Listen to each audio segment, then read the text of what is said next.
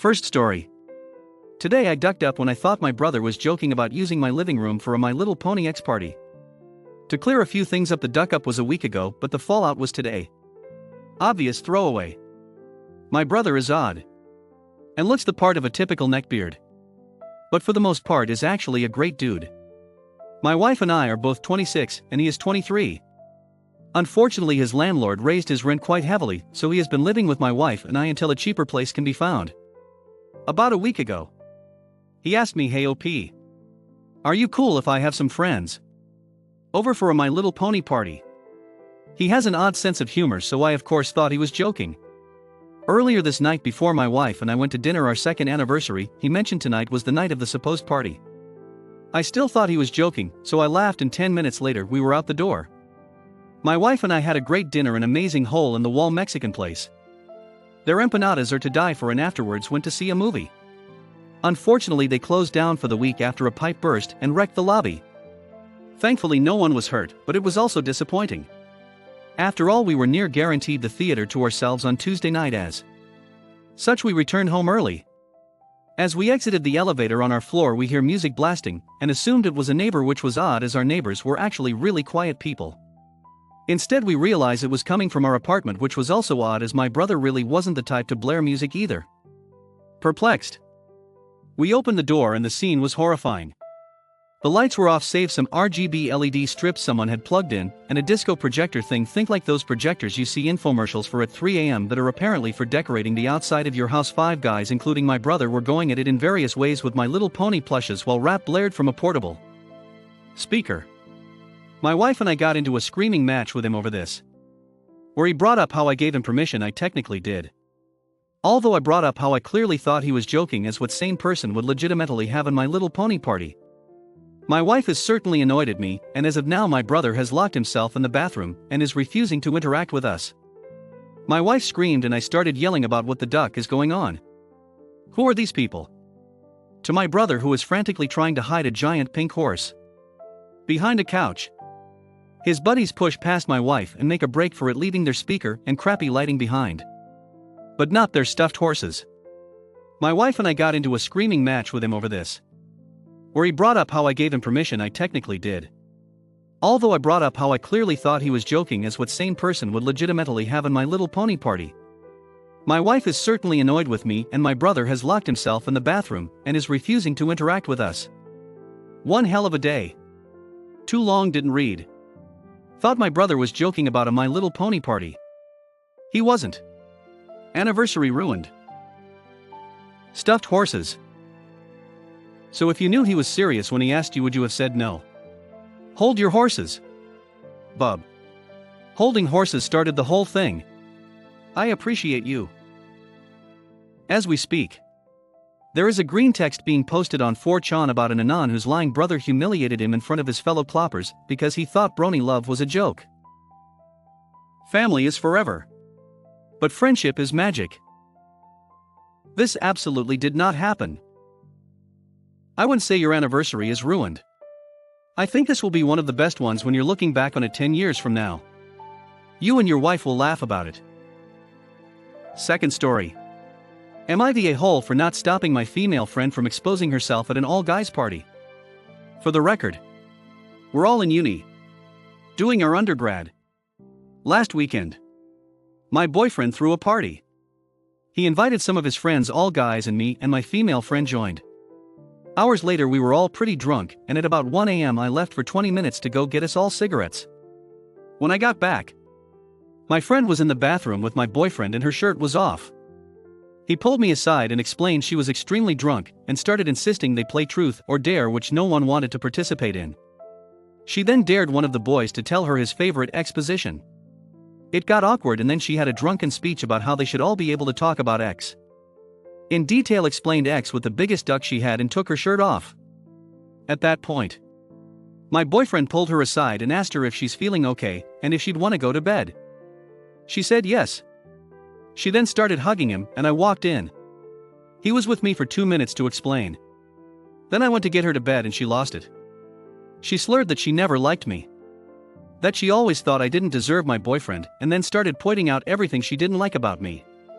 From my nose to my career choice, I broke down in tears and left to cry in my boyfriend's bedroom. While I was bawling my eyes out, she joined the party again. She said I threw up and told my boyfriend that I explicitly asked for no one to come see me besides her. The bad part when they were all half asleep. She said whoever gets me a shot of Jaeger gets to see me without a shirt on. My boyfriend brought her a glass of water and said no more shots for you. Her response was have it anyway, and then she flashed to a room of 10 plus men. My boyfriend then forced her to either go sleep on the couch now or be banned from future parties. She went to sleep. I have no idea what got into her that night. I am sure she is going through something hard to have acted this way, but I really can't get over the way she talked to me. She took all of my biggest insecurities and threw them at me. I still feel like crap and it's been days. On the other hand, if I wasn't so emotional, I could have gotten her to bed and prevented that. Maybe she was just really upset and didn't mean what she said. I don't know. She blames me for it and doesn't remember yelling at me at all. Was I the a-hole? Alcohol. That's what got into her. Unfortunately, getting blasted drunk often removes someone's filter. And the things they don't say out loud are suddenly said out loud. There's a big possibility she actually thinks these things. And the fact that she's blaming you is a huge indication that she's trying to pass the blame for her being the a-hole. You have insecurities and she preyed on them. Regardless of her mental state. You weren't emotional. You were reacting to an insecurity someone took advantage of. And while I agree that we should be good stewards of our friends when they get too drinky, you can only do so much. Honestly, I don't think this girl is a friend to you at all. Yeah, I've been wasted many times before, yet have never turned into this. Being drunk lowers filters and shows who someone really is. She isn't your friend OP. I agree. I never understood the idea that people can say or do terrible things just because they are drunk, as if those terrible things just manifested out of nowhere. I've been completely wasted many times and I've done and said many stupid things while drunk, but I've never done or said anything mean or cruel to my friends. You know why? Because I never have any mean or cruel thoughts about my friends. Funny how that works. My mother is an alcoholic. She genuinely is two different people. The alcohol appears to modify the way she would normally respond to stimuli. In short, she's a really mean, critical, hurtful, rude person when she's drunk. Sober, never. She cries when she has to deliver constructive criticism. It's possible she's the same mean, critical, hurtful, rude person. Sober, but just using her judgment not to say any of that. But it seems unlikely. It's never slipped out in a high-stress situation. Just when she's plastered. This was my experience working with drunk people. I don't believe that drunk mouth speaks sober thoughts at all, to be honest. Drunk people generally speak a load of unreliable horseshit and react with all the emotional control of toddlers. Should people who do shitty things consider stopping drinking? Probably. Yeah. This is a fast way to ruin your relationships. But I don't think people's drunken behavior necessarily represents all the truths in their heart or some shit. They're literally impaired. Most of us have been a little too loose-lipped or a little too loud or done something really embarrassing after a few too many. I'd be really annoyed at this girl as well as OP. But I really dislike this myth that we're all somehow our true selves on booze, like it's ducking truth serum. Drunk people are idiots. Third story. Am I the a-hole for not wanting my flat to be kink-friendly and potentially getting my flatmates evicted? So I am 20 male and have just moved in with 3 people at uni. Sarah, Joey and Michelle. Fake names obviously. Sarah and Joey are dating in part of a fairly sizable fetish community locally, and they go to a lot of gatherings and are generally fairly openly kinky. Grand. You do you. Go crazy. We moved in together for the upcoming year and all was going pretty well until 2 days ago when I came home and Michelle immediately pulled me into her room to explain that Sarah and Joey had put up a ton of LGBT and fetish-related flags all over the living room. Side note: today, I learned about fetish pride flags. There are a lot of them. They are only those little hand-sized flags, but they're in a big chain thing across one wall of the living room. Then there's some art. It's just close-up pictures of private parts that I am 100% certain include the two of them and the other people from their little club. Then there's a shelf that used to have a couple of tiny cacti on it that now has a leather mask, riding crop, and condom bowl. I don't think it's unreasonable to say that we were both obviously beyond uncomfortable with the entire situation. We sat Joey and Sarah down and told them we were uncomfortable and it all had to go. They said it was unfair because it was their lifestyle, and they wanted people who came over to the flat to know it was a kink-friendly place to be yourself for any guests or additional partners that might come over, and that the living room shouldn't be a place of oppression unless it's consensual. I said it absolutely ducking wasn't, and the only kink-friendly place to be yourself was your private spaces. And that the living room wasn't a place for X when it's shared. They feel like they'd made their lifestyle clear before we moved in, and that the living room is shared and therefore they can do what they like in it. Michelle and I explained the situation to the housing company we're living in and asked if we could break the lease and move into a two-bed together. The manager we spoke to went crazy and screamed at Joey and Sarah that he wanted them out and was going to contact his lawyer. I think he's under the impression that they're going to have loads of people over for X parties all the time, and we can only have a limited number of guests. Also that it's disgusting. Some of our mutual friends are furious that we've potentially made them homeless over a few flags and kink things, so am I the a-hole? You're not the a-hole. Consent in the kink community is massive. You don't get to involve vanillas against their will. Shared spaces are not for SXY stuff and rented accommodation, and they are being gross expecting this. You can be friendly and welcoming without kink paraphernalia. A bull. Duck that. Let them all ride each other in their bedroom, not on the shared couch. I could deal with the flags. And heck, even the condom bowl if they were filled with funny ones like those pin boxes at Hot Topic, but pictures of intimate parts and items they've obviously used during X is too much for me. Edit: I had no idea how many gimmick condoms were out there. Think I might make the condom bowl a reality. Maybe with a sign saying for looking not for using, and if I notice some missing I'll add warning all were poked with pins. Edit 2. This is what I love about Reddit. I joke about wanting a condom bowl and get 1K upvotes. I then state that I will be making the condom bowl a reality, and in half the time I get an extra 3K and lots of people banding together to let me know where I can get these wonderful gimmick condoms. Edit 3. Okay, I've had a lot of people be upset about this. I am talking about a condom bowl that is more of a novelty for people to be able to look at them. But obviously condoms come in packs. So I'd take one from the pack and then put the box away, so if someone looking through the bowl wanted to try a mint or whiskey flavored one I could give them one to try while keeping one of each for viewing. Oh, and 2 people have commented about how they thought the little cactus was wearing a mask and holding the riding crop. I now want to make that into a reality and have him next to the bowl. It would be implied that he poked hole in them. Also had people upset about the poking holes comment. I wouldn't actually do it. I'd just say I did it to deter people from taking the ones in the bowl. Fourth story. Am I the a-hole for having my wedding on brother's divorce anniversary? I, male 28, have been engaged to my fiancée, female 26, for almost a year. What caused a delay was my FMIL falling sick. My fiancée and I decided to have our wedding on January 11, 2022. We've already booked a venue, set the guest lists, food menu, etc. My patents live hours away. Once they received the invitations, they called to confirm the date, then demanded I drop everything and come alone to talk about the issue they're having with the date. I took time off work and went to see them, and they sat me down to remind me that on 11th of January 2 years ago, my brother Isaac, 30, got officially separated from his ex-wife of 8 years. They went on about what a dreadful day that day is for the family and Isaac, and told me he told them he won't come to my wedding since this day happens to be his divorce anniversary unless I change the date, since he said he's planning on getting drunk and crying his eyes out for doing what he did and cause his ex to leave him. I was flabbergasted. Like I couldn't tell if they were kidding, but I politely said I am sorry, but not changing the date, period. Dad angrily said, why the rush? You have a lifetime ahead of you, no harm in moving the wedding date. Think about it. I explained that my fiancé and I paid for the venue and set everything up, we can't cancel it now. Mom firmly told me to leave my fiancé out because she had nothing to do with the conversation we were having.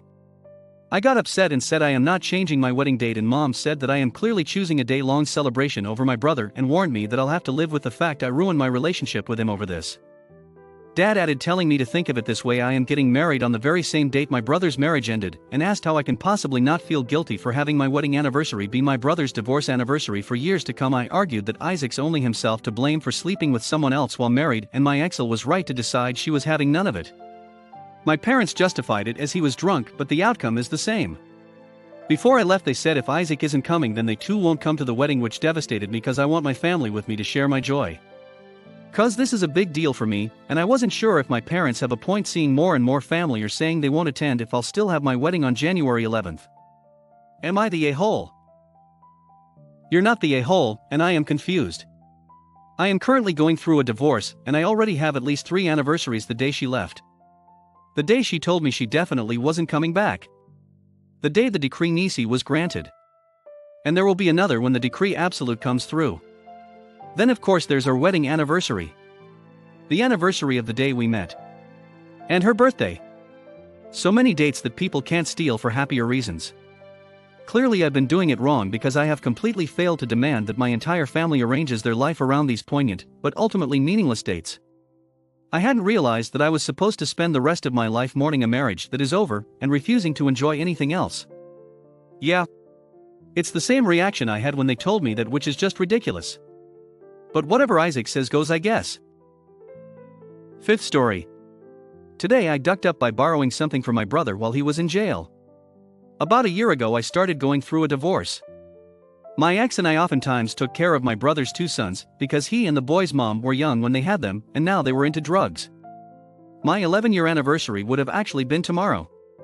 My brother and his GF had been together since they were about 12 or 13. My brother is about 8 years younger than I. So fast forward a little. I have my own place and have been allowing my brother, his girlfriend, and their 2 boys to stay with me. They were both working on getting clean and were showing pretty good improvement. Then my brother decides to go ducking insane. He rips up all of my neighbor's sprinkler systems thinking that they are cameras because he has been doing meth. He ends up having a warrant out for him, and he gets pulled over and runs off wrecking his truck, and he got a slew of charges including drug charges, driving without a license, violation of probation, evading arrest, and criminal impersonation because he tried to tell them that he was me. Unsurprisingly, he goes to jail. If you're already thinking about the direction this is going, yes, it's going there. So there I am, 33-year-old dude helping my brother's 24-year-old girlfriend raise their kids without in there. We ended up transforming into some kind of weird family unit where we were doing holidays together and pretty much became best friends. And yes, we ended up hooking up. This is the first time that I have admitted that happening beyond having to admit it to myself. People had already been making accusations and assuming that there was something going on between us. But all of that started before things really did. So she ends up wanting to attempt to have a relationship with me, which to me was completely absurd. I was already surprised and ashamed of myself that I did that to my brother. How could I possibly ever admit that? I know I definitely couldn't become a couple and continue to just go about life like everything was fine and dandy. I will admit that we have phenomenal chemistry between us, and now that she's been sober for little over a year, we have a lot of the same goals and values, whereas my brother literally just said the other day that he doesn't even want anything to do with his kids. Yet he's heard rumors about us, and we've denied it to everyone that even mentions it. Well, come to find out, she is now pregnant.